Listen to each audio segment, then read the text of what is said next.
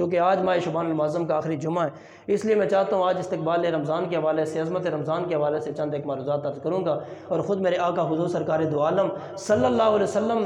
کی بھی یہی روٹین تھی، آپ کا یہی معمول تھا کہ آپ ماہ شعبان کے آخری ایام میں اپنے صحابہ کو خطبہ دیا کرتے تھے، ماہ رمضان مبارک کی عظمتوں سے آگاہ کیا کرتے تھے تاکہ پتہ چل جائے یہ آنے والا مہمان کوئی معمولی نہیں ہے بلکہ یہ بڑی برکتوں اور رحمتوں والا مہمان بن کے آ رہا ہے۔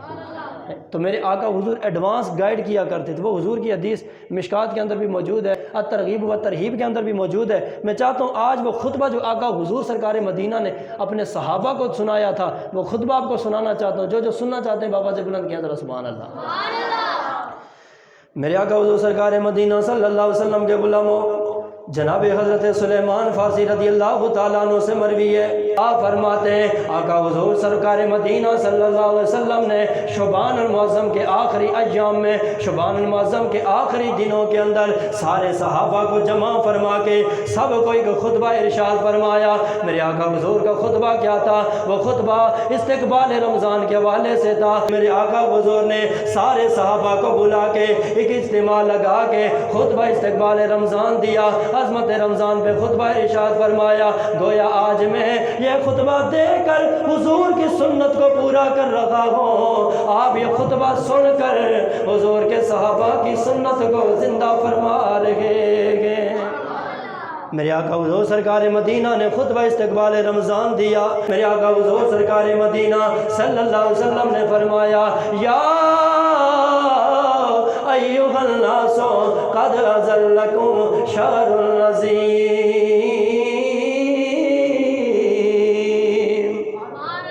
میرے آقا حضور سرکار مدینہ نے فرمایا، اے لوگو، اے میرا کلمہ پڑھنے والو، اے میرے غلامو، اے کائنات والو، القریب ایک عظمت والا و شہر مبارک، ایک برکت والا مہینہ سایہ فگن ہونے والا ہے۔ میرے آقا نے فرمائی ایک عظمت والا، ایک برکت والا مہینہ سایہ فگن ہونے والا ہے، اس کی بے شمار عظمتیں ہیں، بے شمار برکتیں ہیں۔ آؤ سنو میرے آقا حضور ایک دوسری حدیث مبارکہ کے اندر میرے آقا فرماتے ہیں، کائنات والو کیا سمجھو گے اس ماہ رمضان کی عظمتوں کو، کیا سمجھو گے اس کی برکتوں کو، کیا سمجھو گے اس کی شانوں کو؟ میرے آقا فرماتے ہیں، کائنات والو جو ہی ماہ رمضان کا آغاز ہوتا ہے رب العالمین جہنم کے سارے دروازے بند فرما دیتا ہے۔ ادھر ماہ رمضان کا آغاز ہوتا ہے، ماہ رمضان کی ابتدا کے ساتھ، آغاز کے ساتھ جہنم کے سارے دروازے بند ہو جاتے ہیں۔ آقا فرماتے ہیں صرف اتنا ہی نہیں، ادھر ماہ رمضان کا آغاز ہوتا ہے، اللہ جنت کے 8 دروازے بھی کھول دیتا ہے۔ جہنم کے سارے دروازے بند، جنت کے سارے دروازے کھول دیے جاتے ہیں۔ میرے آقا فرماتے ہیں صرف اتنا ہی نہیں، جو ہی ماہ رمضان کا آغاز ہوتا ہے اللہ تعالیٰ تمام شیاطین کو، تمام شیطان کے چیلوں کو پابند سلاسل کر دیتا ہے، سب کو باندھ دیتا ہے۔ آپ تجربہ کر کے دیکھ لیں، 11 مہینے ہماری زندگی کے اندر بے شمار گناہ شامل ہیں، بے شمار گناہ ہم کرتے رہتے ہیں، صغیرہ گناہ بھی شامل ہوتے ہیں، کبیرہ گناہ بھی شامل ہوتے ہیں۔ کچھ تو وہ ہوتے ہیں گناہ کر کے بھی فخر محسوس کرتے ہیں، گناہ کر کے لوگوں کو بیان کرتے پھرتے گئے، لیکن لوگوں جو ماہ رمضان آتا ہے آپ دیکھ لیں کتنے ہی ایسے گناہ ہیں جو ہم کر بھی سکتے گئے، قادر بھی ہوتے ہیں، اس کے باوجود بھی ہم وہ گناہ نہیں کرتے۔ ادھر دل میں خیال آتا ہے، ضمیر اجازت نہیں دیتا، دل نہیں مانتا، ایمان نہیں مانتا، بندہ رمضان کا روزہ رکھے جھوٹ بھی نہیں بولتا، غیبت بھی نہیں کرتا، چغلی بھی نہیں لگاتا، کسی کے ساتھ لڑائی جھگڑا بھی نہیں کرتا، کسی کو گالی گلوچ بھی نہیں کرتا، بندہ 2 مسلمانوں کو آپس میں لڑاتا بھی نہیں ہے، ملاوٹ بھی نہیں کرتا، کرپشن بھی نہیں کرتا، دوسروں کے ساتھ ظلم و زیادتی نہیں کرتا، حالانکہ یہ سارے کام 11 مہینوں میں وہی بندہ کرتا ہوا آیا ہے۔ لیکن جو ہی ماہ رمضان میں یہ سارے معاملات آتے ہیں بندہ ان سارے کے سارے گناہوں سے بچ جاتا ہے۔ اس کی وجہ یہ ہے بندہ تو وہی ہے لیکن معاملہ یہ ہے اللہ ماہ رمضان سے پہلے ہی تمام شیاطین کو جو بندے کو گناہوں پہ آمادہ کرتے گئے، گناہوں کے لیے تیار کرتے گئے، اللہ سارے شیاطین کو بند کر دیتا ہے، قید کر دیتا ہے۔ یہی وجہ ہے کہ بندہ مومن جو گناہ پہلے کرتا تھا اللہ ماہ رمضان کے صدقے اپنے بندوں کو ان گناہوں سے بچا لیتا ہے۔ آئے ہے بندہ 11 مہینے گناہ کرتا رہتا ہے، لیکن ماہ رمضان آتا ہے، اللہ شیطان کو باندھ کے نا اللہ اپنے بندوں کو خود ہی گناہوں سے محفوظ فرما دیتا ہے۔ تو پھر اسی لیے ہم کہتے ہیں کہ لے کے بہار رحمت رمضان آ گیا، لے کے بہار رحمت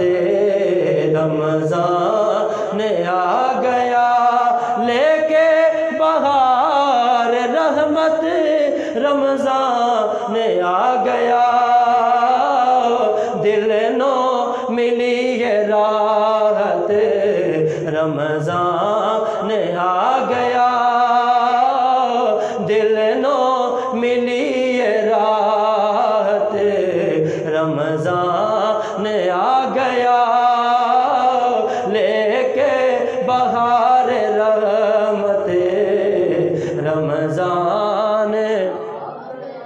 میرے آقا حضور سرکار مدینہ صلی اللہ علیہ وسلم فرماتے شہر نظیم عظمت والا مہینہ آ رہا ہے، شہر مبارک برکت والا مہینہ آ رہا ہے۔ میرے آقا حضور سرکار مدینہ فرماتے وہ شہر فیہ لیلۃ خیر من الف شہر۔ اے کائنات والوں، اے استقبال رمضان کا خطبہ سننے والوں، اے عظمت رمضان سننے والوں، میرے آقا نے فرمایا کائنات والوں، اس ماہ رمضان کو معمولی نہیں سمجھنا ہے، اس کو ہلکا نہیں سمجھنا ہے۔ جس طرح باقی 11 مہینوں کو غفلت کے اندر، سستی کے اندر، کائلی کے اندر، دنیا داری کے اندر گزار دیتے ہو، اسی طرح اس ماہ رمضان کو سستی کے اندر، کائلی کے اندر، دنیا داری کے اندر، غفلت کے اندر نہیں گزارنا ہے۔ میرے آقا فرماتے ہیں کائنات والوں، یہ وہ عظمت والا مہینہ ہے جس مہینے کے اندر ایک رات ایسی ہے جو 1000 مہینوں سے بھی زیادہ بہتر ہے۔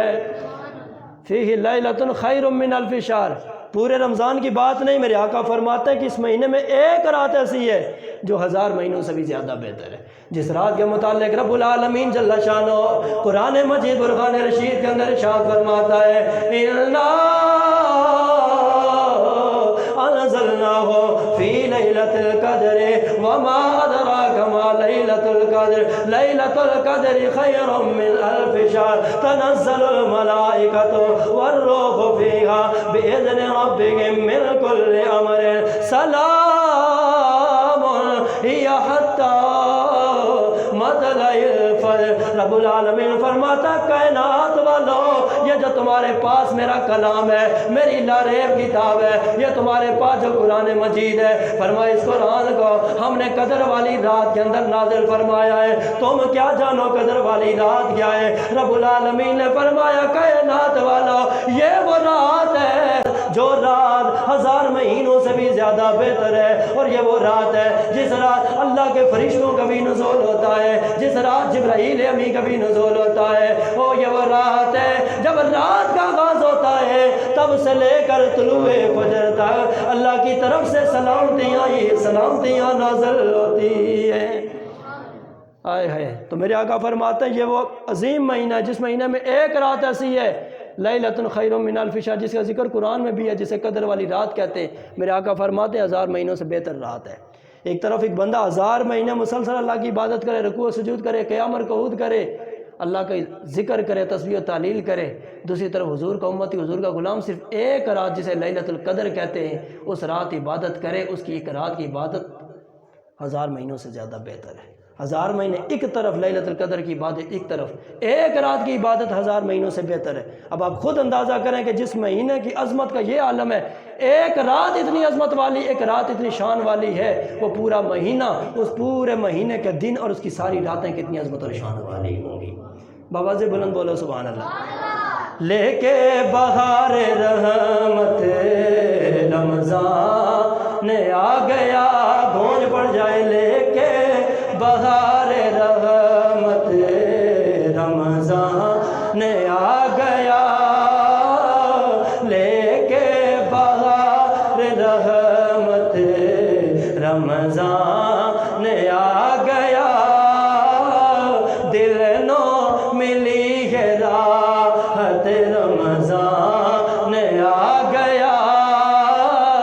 دل نو ملی ہے راحت رمضان آ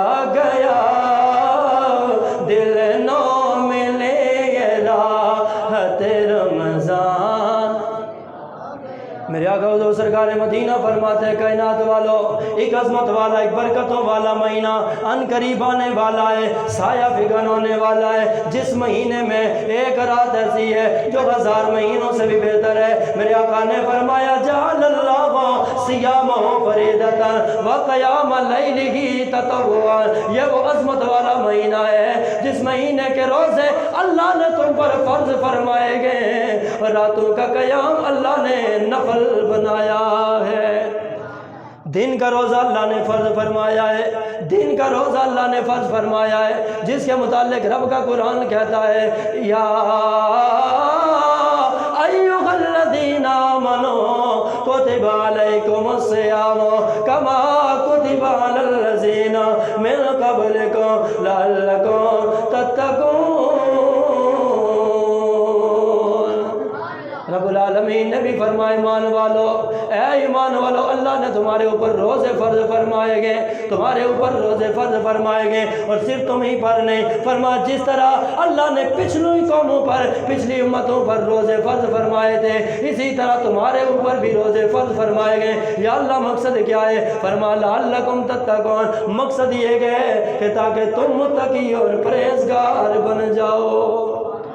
تاکہ متقی اور پرہیزگار بن جاؤ۔ میرے آقا حضور سرکار مدینہ نے بھی یہی بات بیان فرمائی۔ میرے آقا فرماتے ہیں کائنات والو، یہ ماہ رمضان ہو ہے جس کے روزے اللہ نے تمہارے لیے فرض فرمائے گئے، وقیام لیلہ تطوعا، جو راتوں کا قیام ہے اللہ نے تمہارے لیے نفل بنایا ہے۔ اور بات یہیں پہ ختم نہیں، میرے آقا فرماتے ہیں وَمَن تَقَرَّبَ فِيهِ بِخَصْلَةٍ مِّنَ الْخَيْرِ كَانَ كَمَنْ أَدَّىٰ فَرِيضَةً فِيمَا سَوَاهُ وَمَنْ أَدَّىٰ فِيهِ فَرِيضَةً كَانَ كَمَنْ أَدَّىٰ 70 فَرِيضَةً فِيمَا سِوَاهُ۔ میرے آقا حضور نے بڑے خوبصورت جملے ارشاد فرمائے۔ میرے آقا فرماتے ہیں کائنات والو، صرف بات ہی پہ ختم نہیں، آؤ سنو، جو بندہ اس ماہ رمضان میں ایک نفل نیکی کرتا ہے، ایک نفل نماز ادا کرتا ہے، کوئی بھی نفلی کام کرتا ہے، نفلی صدقہ کرتا ہے، میرے آقا فرماتے ہیں کائنات والو، اللہ ایک کی نیکی کا اجر اسے نہیں عطا فرماتا، بلکہ ایک نفل ادا کرنے پر، نفل نیکی پر اللہ اسے ایک فرض کے برابر اجر عطا فرماتا ہے۔ ایک نفل نیکی جو کرے اللہ نفل کا نہیں، اللہ اسے فرض کا اجر و ثواب عطا فرماتا ہے۔ فیما سواہ مطلب یہ کہ 11 مہینوں کے اندر جو آپ نے ایک فرض ادا کیا ہے اور ماہ رمضان میں آپ نے نفل ادا کیا ہے، جتنا اجر اس فرض ادا کرنے والے کو ملے گا، آپ کو ماہ رمضان میں ایک نفل ادا کرنے پر اتنا ہی اجر و ثواب ملے گا۔ فرما کہ جو اس مہینے کے اندر ایک فرض ادا کرے، پہلے تو بات نفل کی تھی، اب فرض کی بات ہے، میرے آقا فرماتے جو ماہ رمضان میں ایک فرض ادا کرے گا اللہ تعالیٰ اسے 70 فرائض کے برابر اجر و ثواب عطا فرمائے گا۔ 11 مہینوں کے اندر جو آپ 70 فرائض ادا کرتے ہیں نا، نماز کی صورت میں، باقی فرائض کی صورت میں، جو آپ 70 فرائض ادا کرتے ہیں، جتنا اجر 70 فرائض پر آپ کو ملتا ہے، اللہ تعالیٰ اس ماہ رمضان میں ایک فرض ادا کرنے پر اتنا ہی اجر و ثواب عطا فرمائے گا۔ دیکھیں اللہ رب العالمین کا کتنا بڑا کرم ہے، کتنی بڑی کرم نوازی اللہ کی، اللہ تعالیٰ نے نیکیوں کا ریٹ بڑھا دیا ہے۔